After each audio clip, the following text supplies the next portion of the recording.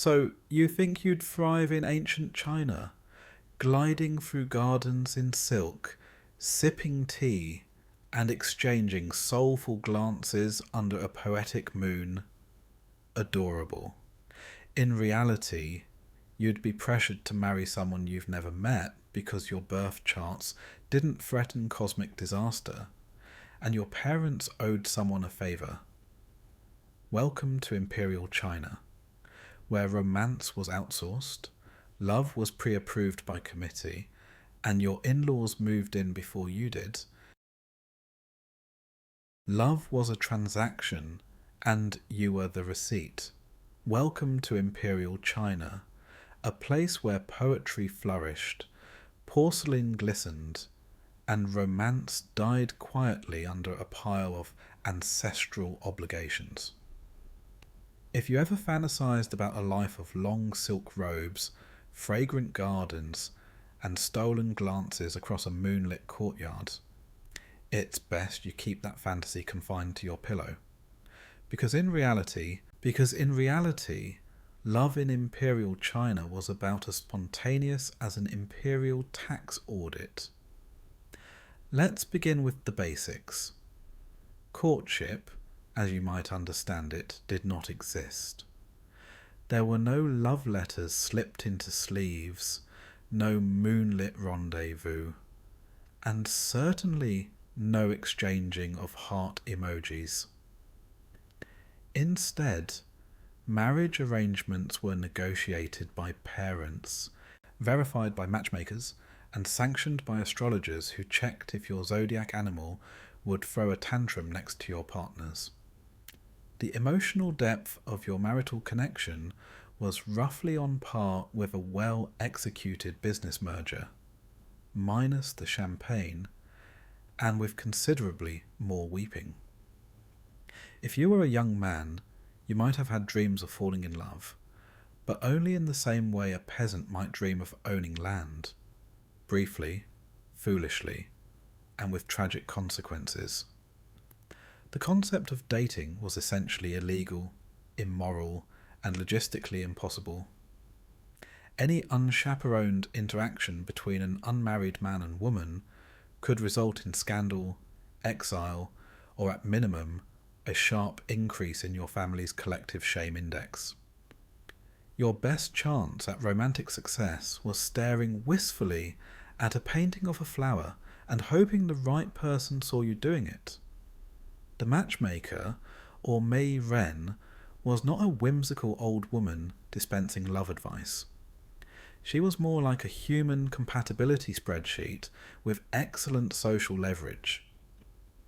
Her job was to convince two families that their children should unite, not for emotional fulfillment, but to combine assets and improve each other's odds of surviving tax season. A successful match was based on family reputation, social standing, and whether the girl could produce sons without cursing the bloodline. Chemistry was never on the table unless it was about whether your families would combust in each other's presence.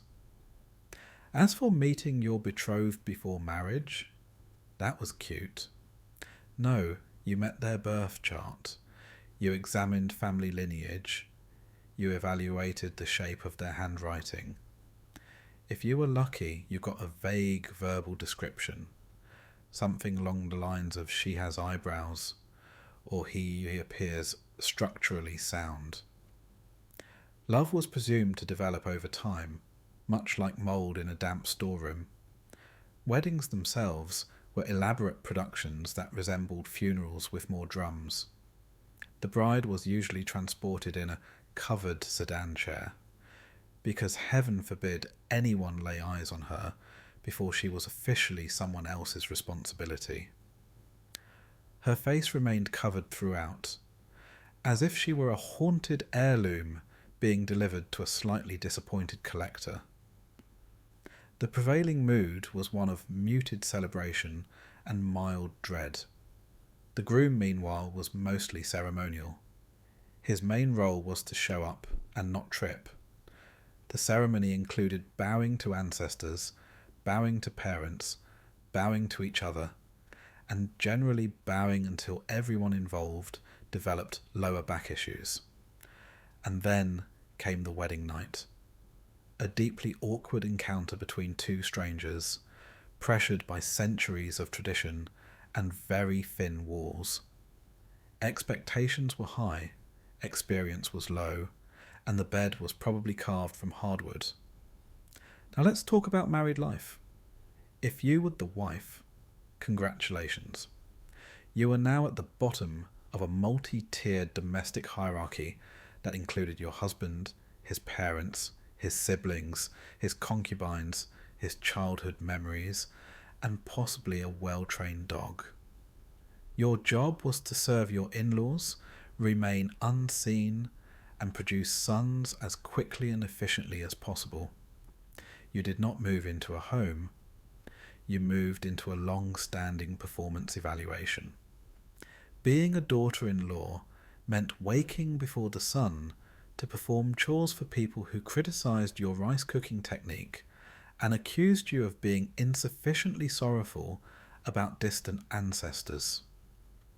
You lived in a constant state of performance anxiety, knowing that any misstep could result in social ostracization, or worse, passive-aggressive poetry. You weren't just judged on your work, you were judged on your facial expression while doing it. Smiling too much meant you were lazy. Frowning meant you were resentful. The only safe emotion was invisible. Children were tiny workers with destiny issues. In modern times, children are often viewed as bundles of joy, sources of endless questions, and sticky fingerprints. In Imperial China, children were not so much adored as they were expected to become functioning adults as quickly as possible.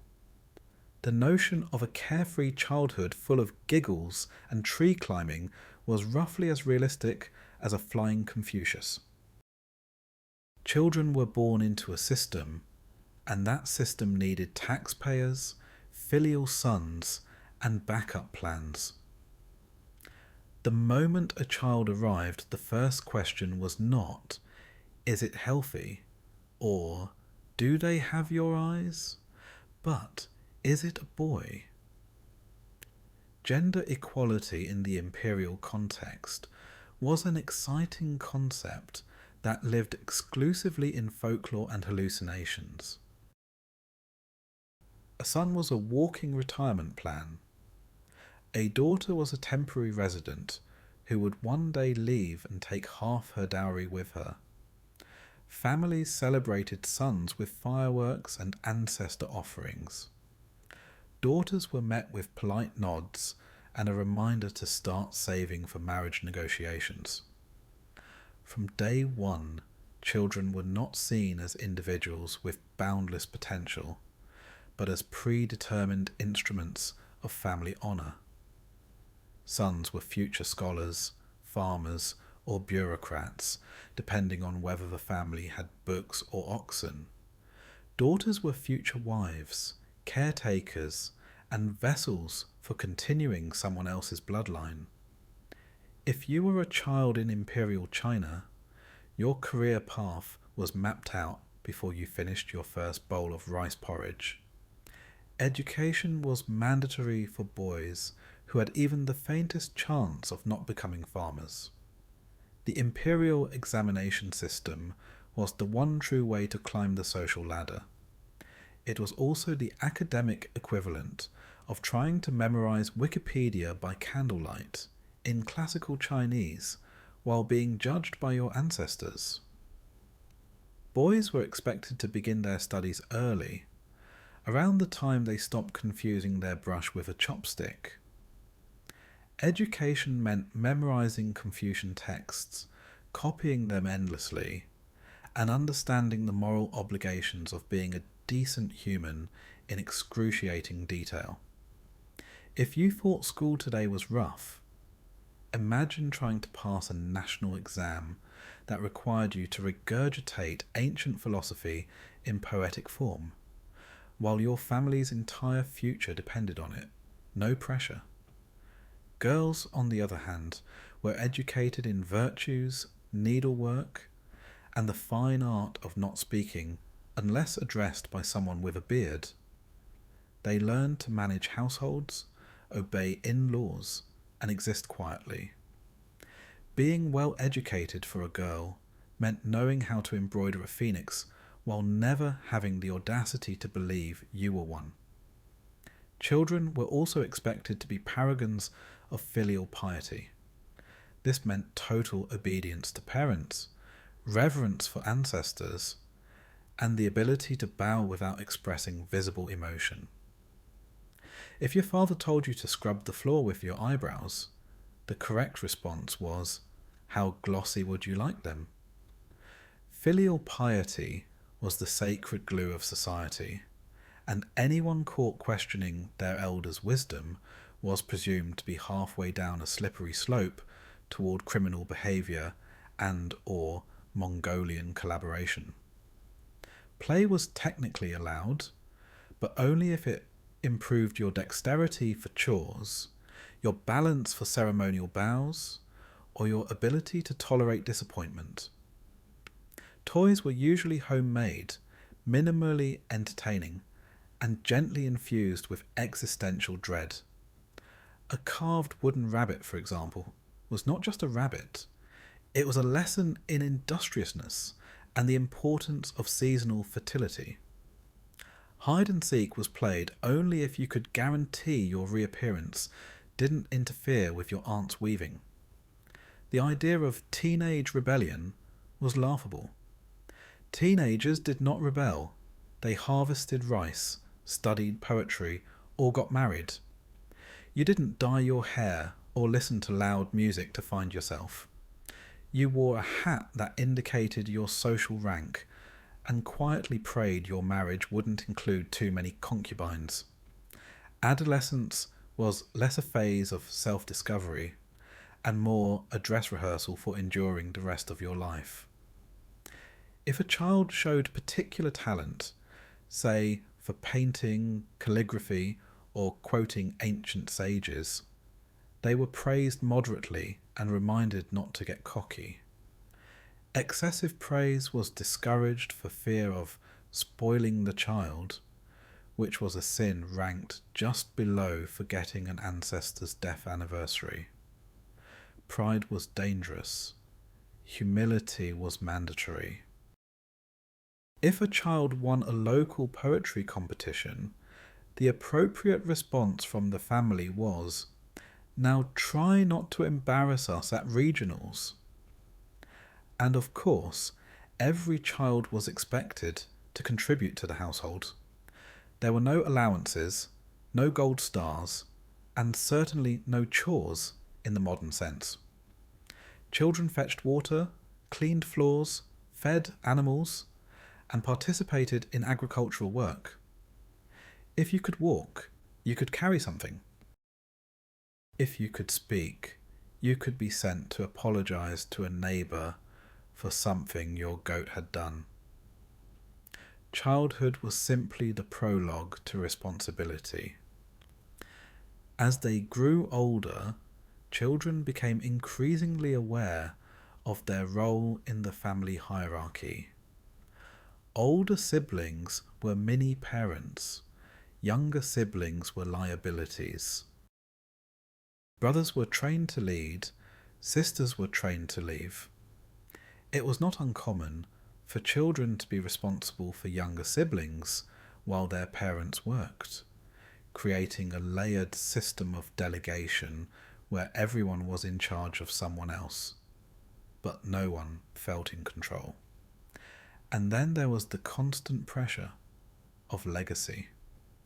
Children were not just children, they were representatives of the family line, custodians of ancestral honour, and human insurance policies. Their achievements were not their own, they were tributes to the wisdom of their forebears. A child's success brought honour to 8 generations. A child's failure brought shame, sighs, and very possibly a cursed chicken. the imperial government also had opinions about children. Boys could be conscripted for labour or military service. Bright ones might be siphoned off for bureaucratic training. Girls, if they were extraordinarily lucky and born into the right household, might become part of a palace household, which was considered prestigious if you ignored the part about not being allowed to leave or make eye contact with anyone important. And let's not forget naming conventions. Children were given names full of aspiration, like prosperous virtue or glorious filial honour. But in daily life, they were often called things like third son or little dumpling, until they'd earned a real identity through suffering or academic success. There was no Jason phase. There was only boy who better not disgrace this family. So, to recap, being a child in Imperial China was a full-time job with no vacation, no union, and very limited snack breaks.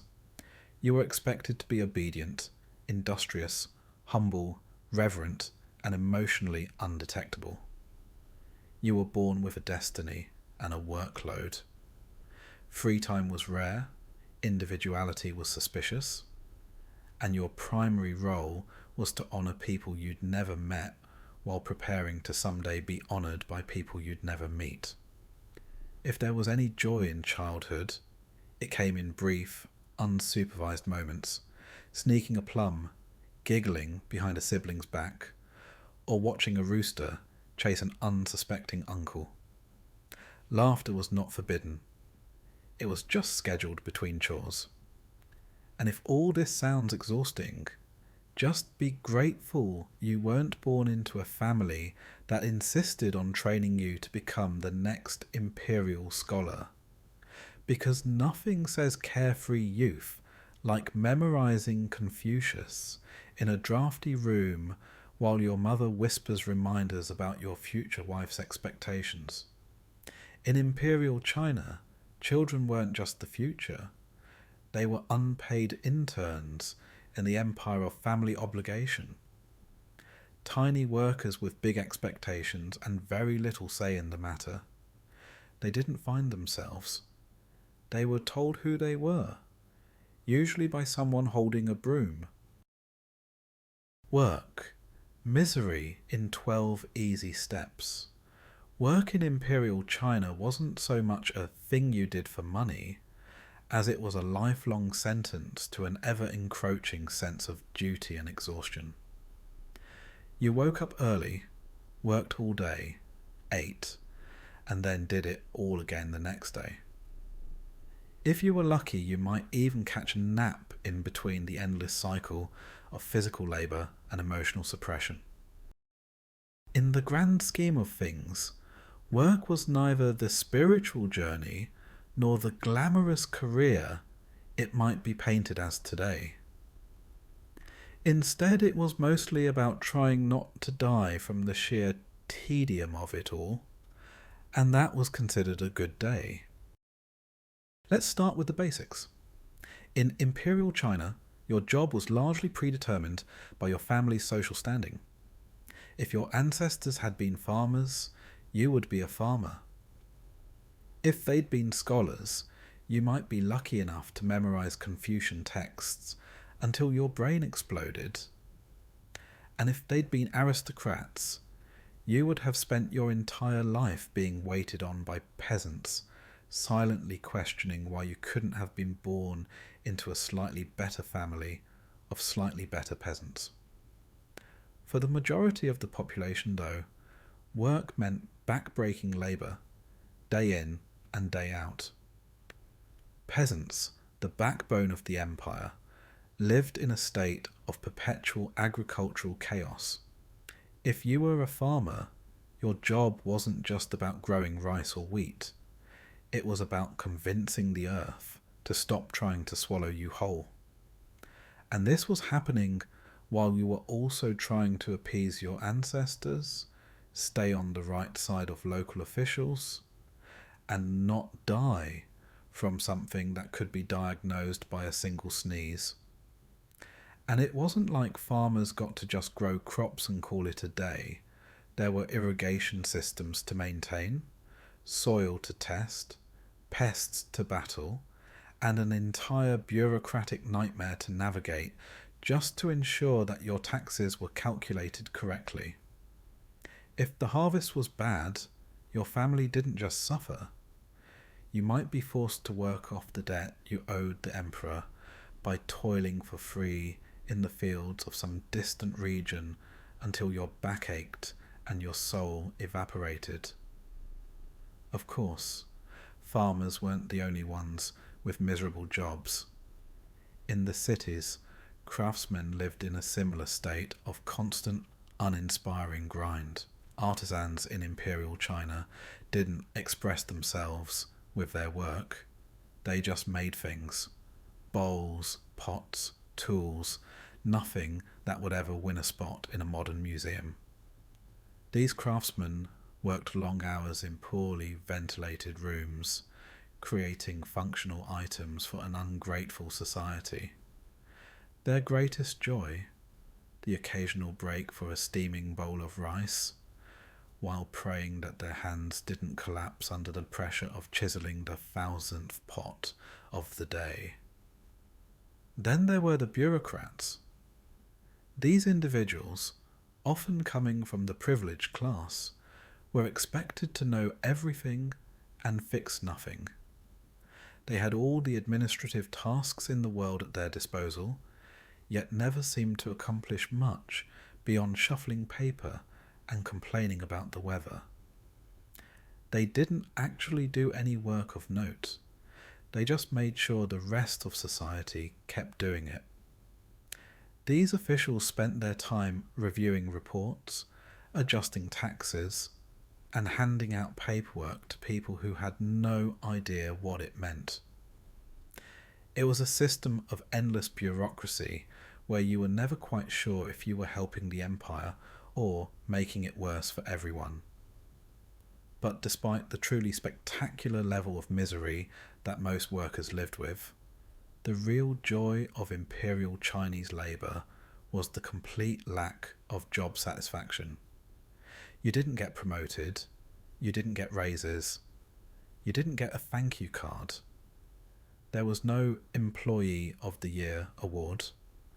The only thing you received at the end of a long day of suffering was the quiet knowledge that you had survived. And that survival was probably as good as it was going to get. It wasn't as if people didn't try to escape their lot in life. There were always rumours of grand opportunities elsewhere, perhaps across the empire or even across the seas. But these stories were often little more than pipe dreams, whispered by people who had nothing else to hold on to. Even if someone tried to change their station through hard work or luck, the odds were stacked against them.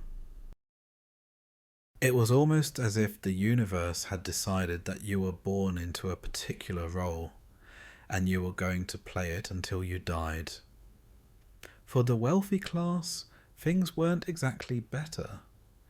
Yes, they had more luxury, and yes, they didn't have to worry about where their next bowl of rice was coming from. But that didn't mean their lives were easy. They just had more complicated problems.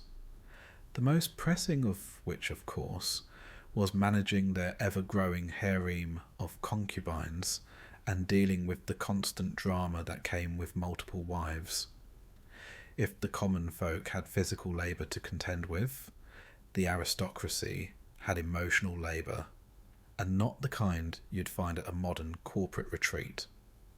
No, their work was about navigating family rivalries, squashing rumours, and finding new ways to avoid dealing with the many, many issues that came with being a person of power. It's also important to note that in the imperial system, your work didn't always require you to actually do anything. For instance, government officials could technically live their entire lives without ever lifting a finger, provided they maintain the delicate balance of bureaucratic power. If they didn't, the empire might collapse, or at least the local tax collection could be a little more unpredictable. But it wasn't about work ethic. It was about who you knew and how effectively you could avoid doing any actual work while still getting paid. Then, of course, there was the work of the Imperial soldiers. These men were tasked with protecting the empire and expanding its borders, which sounds noble enough until you consider the fact that much of their work involved crossing barren deserts, climbing unforgiving mountain ranges, and getting constantly ambushed by angry nomads. And when they weren't being ambushed, they were often stationed in remote outposts, with only their fellow soldiers for company and a steady supply of poorly prepared rice to keep them going. It's worth noting, however, that while the majority of workers were trapped in a life of ceaseless labour, a small minority of highly educated, privileged people had jobs that seemed like they might be easier. These were the scholars, who were not so much employees as they were high-functioning philosophers, existing somewhere between the intellectual and the absurd. Their lives consisted of writing dense, esoteric treatises on subjects that no one outside of their circle would ever read, while enjoying the luxury of being largely exempt from actual labour. Scholars were rarely called upon to do anything other than provide advice that no one really needed, or to offer opinions that no one really wanted. But for these men, that was considered the epitome of work. At the very top of the labour pyramid, of course, was the emperor himself. He was responsible for the well-being of the entire empire, except, of course, for the parts of it that didn't matter. He was tasked with overseeing everything, and yet often spent his days in a state of perpetual boredom, hoping that the court's latest gossip would distract him from the crushing weight of imperial responsibility. His job? To make decisions based on the recommendations of his officials, who were all too happy to tell him what he wanted to hear. In the end, the emperor's greatest task was to ensure that everyone believed he was actually doing something. And so he did. Work in Imperial China, in short, wasn't a path to fulfillment or personal achievement. It was a way of keeping the empire running, not with passion, but with monotony. It was a daily grind, a series of thankless tasks that ensured society kept moving, even if everyone in it was quietly wondering why. There was little room for innovation, and even less for fun. The most exciting thing that could happen to you at work was discovering that you'd survived another day of it. So, as you contemplate your next career move, just remember, things could have been worse. You could have been born into Imperial China, where your greatest work achievement was making sure your rice didn't get too soggy, and your worst failure was not honouring your ancestors enough to avoid a really, really bad harvest. But hey, at least you didn't have to worry about your co-workers taking credit for your good ideas. No one had any ideas, just tasks, and the occasional existential crisis. Social status, the original pay war. Social status in Imperial China wasn't just a thing. It was a system of endless categorization, where people were ranked so meticulously, even the emperor probably needed a spreadsheet to keep track. If you were born into a low status, well, tough luck. Your prospects were roughly the same as trying to win a gold medal in the most miserable life Olympics. And if you were born into a high status, congratulations. You had the privilege of worrying about how not to screw up your family's carefully constructed reputation. Social mobility, or the lack thereof, was as prevalent as rice in every meal. If you were born a peasant, your chances of becoming anything else were about as likely as an iceberg surviving in a sauna.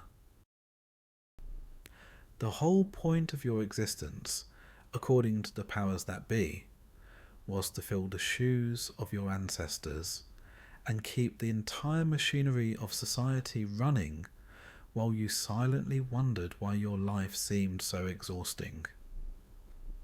What did peasants get for their tireless work? A few meagre grains of rice and the satisfaction of knowing that they were probably contributing to a giant pyramid scheme, one where the people at the top took the best of everything, and you were left to simply toil. Then there was the scholar class, the ones who had their hands perpetually buried in books, either memorizing Confucian classics or inventing ways to sound important while doing absolutely nothing. They were essentially the intellectuals who believed that reading thousands of pages would somehow make them worthier of getting to wear a fancy robe. Being a scholar meant that you got to sit around all day thinking deep thoughts and saying things like, "The emperor's new robes are symbolic of the erosion of cultural values," while secretly hoping you didn't have to work in the fields. Oh, and don't forget the incredibly daunting process of the imperial exams, because nothing screams, "I'm intellectually superior," more than memorizing a bunch of stuff that doesn't really change anything in your life. The exams were grueling, but the payoff was great. The ability to become a bureaucrat who would do almost as little as you had done before. And then, of course, we have the aristocrats, who were the true embodiment of the original paywall. They didn't have to worry about food, shelter, or doing anything remotely labour-intensive. Their primary job was to avoid breaking a nail, and to strategize about how to throw extravagant banquets while pretending they were busy ruling the empire. Social gatherings for the aristocrats were full of excessive displays of wealth, massive amounts of food, finely crafted silks, and enough opulence to make anyone lower on the social ladder wonder if they could ever even imagine such a life. They didn't work in the traditional sense, because the whole point of being an aristocrat was that you were allowed to avoid the menial tasks that the rest of society had to deal with. At the bottom of the hierarchy, as we've already discussed, were the peasants, an unfortunate, misunderstood bunch who worked 18-hour days in fields of mud and misery. But hey, at least they didn't have to endure the tediousness of idle luxury. The peasants knew their place in society, which was generally somewhere between people to be exploited and those who can be blamed for any natural disaster. Of course, when a farmer's crops failed, you could always count on the government to suggest that perhaps it was their ancestors' fault, or maybe the gods were punishing them for some unknown sin. The peasants were probably too busy working themselves to the bone to try and figure out what had gone wrong. For them, just staying alive was a daily miracle. But wait, the intrigue doesn't end with peasants and aristocrats. There was a special level of social status reserved for those who were neither particularly useful nor particularly wealthy, the eunuchs. These men had undergone an extreme form of social engineering that involved, well, let's just say they didn't exactly have the best pickings in the reproduction department. The eunuchs were often placed in powerful roles within the court, especially in the inner sanctum of the emperor's palace. How did they get there? Well, it wasn't through merit. It was because the emperor needed someone who wasn't going to try to overthrow him by using a potential heir as leverage. Eunuchs were essentially the court's most loyal, non-competitive employees. Their job was to keep the emperor's inner circle running smoothly, and, presumably, to make sure the emperor never had to deal with the awkwardness of producing an heir who might want to take his throne. It's fair to say that the job came with its own unique brand of misery. But for some strange reason, the social status was somewhat higher than that of your average peasant. It's possible the emperor simply liked the idea of having a highly specialized group of people whose job was to watch his back and do things that involved no sex, no politics, and no risk of revolt. In any case, being a eunuch was not something that would likely show up on your resume unless you happened to live in Imperial China, where there were apparently no shortage of men willing to take one for the team. Now, let's talk about the most interesting aspect of social status in Imperial China. The notion that your social rank could be determined by factors like birth, wealth, or even a random stroke of good fortune. But despite all the fancy titles, you couldn't always buy your way into a higher class. Sure, you could bribe your way out of trouble with the right official, but even that was a fine line between success and utter failure. The social ladder had fewer rungs than you'd expect, and no matter how much money you made, you'd never really escape the fact that society had a strict set of rules for who could sit where at the banquet table. You could buy all the silk robes you wanted, but no one would let you join the party if you weren't born into the right family.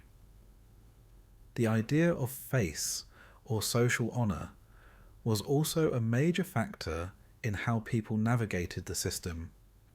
Imagine walking around every day knowing that everything you did would be scrutinised by others. Every move you made would either enhance or detract from your family's reputation. The stakes? High. The rewards? Mostly non-existent, unless you happen to already be wealthy enough to hire someone to handle the reputation management for you.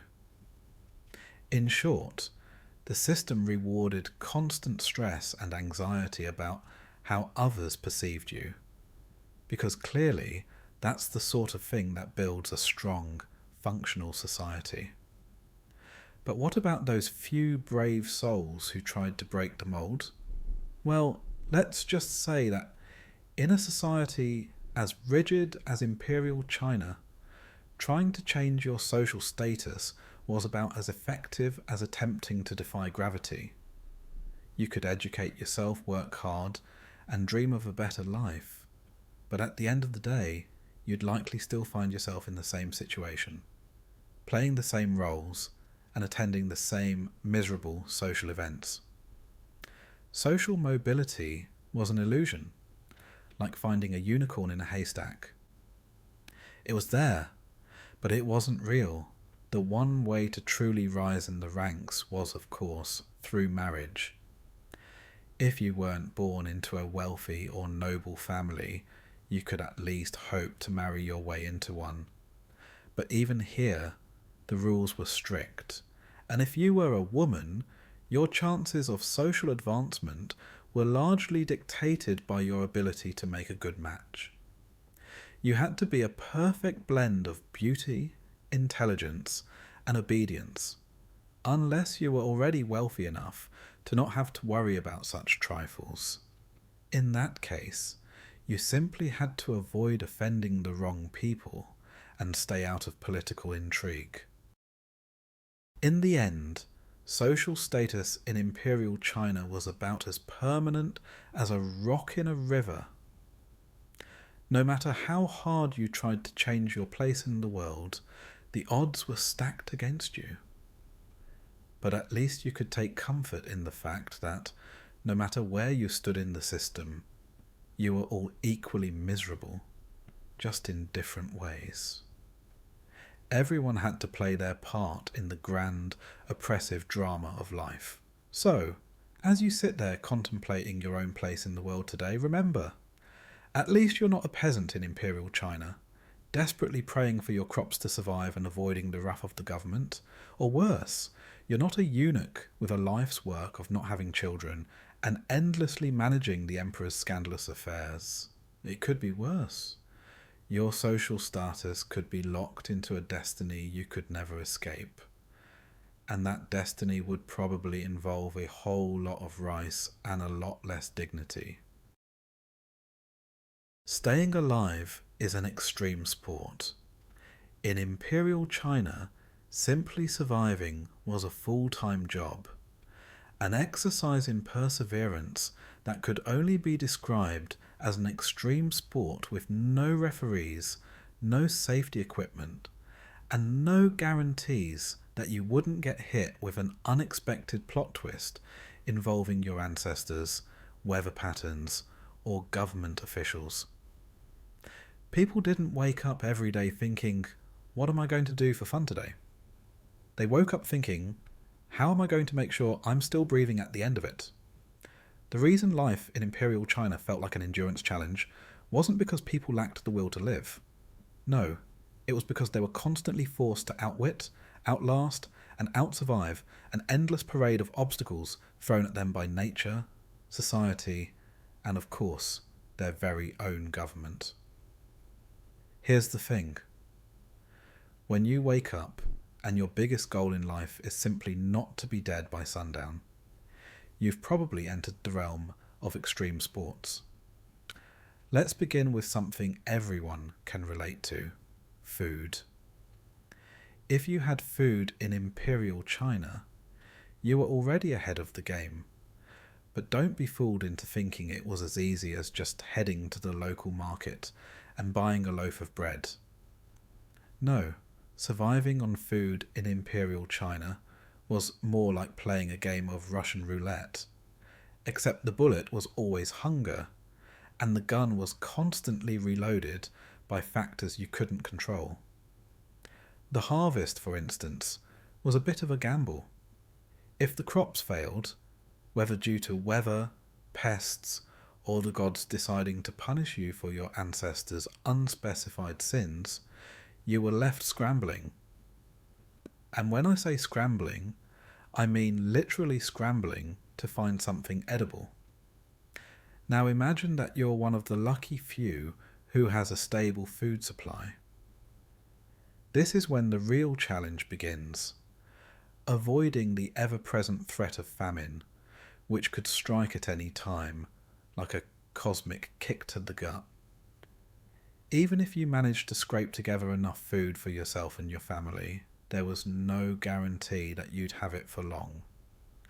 No one had the luxury of simply walking into a store and buying a week's worth of groceries. People worked tirelessly to grow their food, and if they weren't lucky enough to have fertile soil or favourable weather, the game of staying alive turned into a desperate race for survival. Even the rich weren't immune, as famine didn't care about how many silk robes you wore. Now, let's talk about the other thing that could end your life faster than a bad batch of rice: disease. In a society that had very little understanding of hygiene, the plague was as much a part of daily life as the sun rising and setting. And if you were unlucky enough to contract a disease, your chances of surviving it were directly proportional to how close you were to a doctor.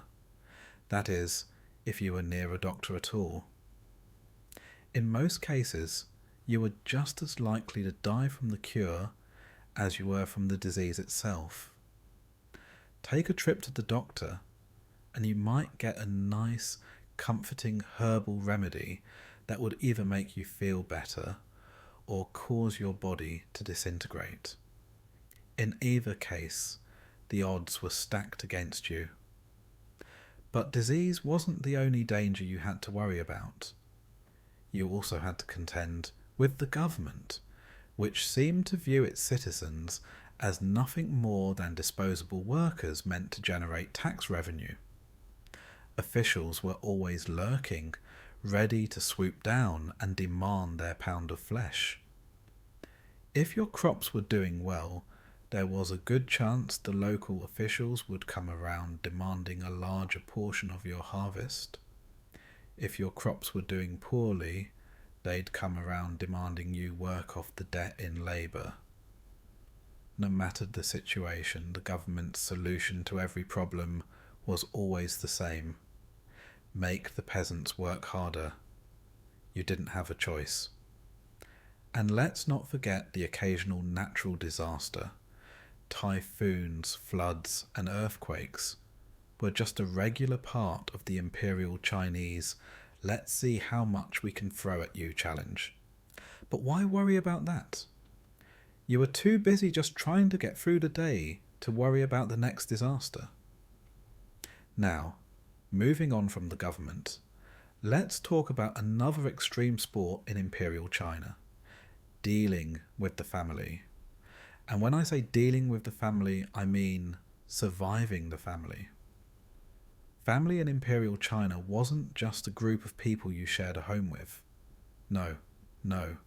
It was an ever-present force that shaped every aspect of your existence, from what you wore to who you married to, how you spent your time. Your social status was defined not by you, but by the actions of your ancestors, which you had absolutely no control over. And woe to you if you were born into a family that had been disgraced by some long-forgotten relative. You would be forced to carry the weight of their shame like an anchor, while trying to prove yourself worthy in the eyes of society. Imagine living under that kind of pressure every single day. Let's also talk about the joys of marriage. Marriage in Imperial China wasn't about love. It was about survival, alliances, and maintaining your family's social standing. If you were a woman, your chances of winning at marriage were directly tied to how well you could secure your place in a wealthy, respected family. If you were a man, your goal was to marry someone who could bring you wealth, status, and, ideally, a son.